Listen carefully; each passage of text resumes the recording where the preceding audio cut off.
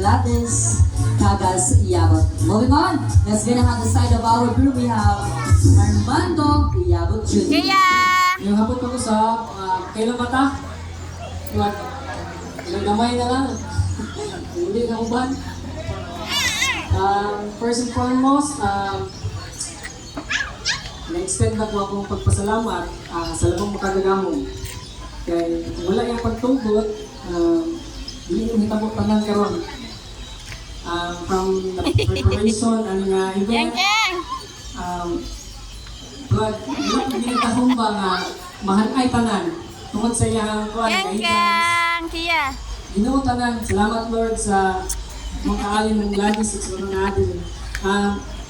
Kaduha sa mama papa, maami pamandong salamat sa inyong pagpangandam mo o sa nikanan, si Mama Irma og ni Papadumi.